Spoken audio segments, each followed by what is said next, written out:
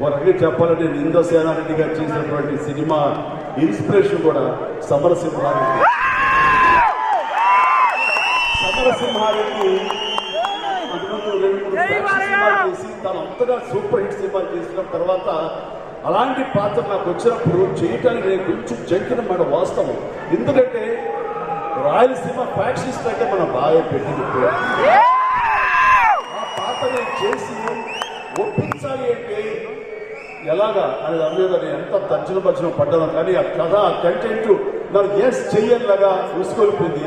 Yes అంటే ఆ రోజు చేయడం జరిగింది. అది కూడా అంతకంతగా మీరు అందరూ ఆదరించి ఆ రకంగా నా కూడా ఆదరించి విజయాన్ని అందజేశారు అని నేను అనుకుంటున్నాను. ఇప్పుడంతా sequels, prequels, number 1, number 2, number 3 సినిమాలు జరిగేటటువంటి దీంట్లో ఎవరైనా సరే కథకులు ముందుకొచ్చి ఇంద్రసేనారెడ్డి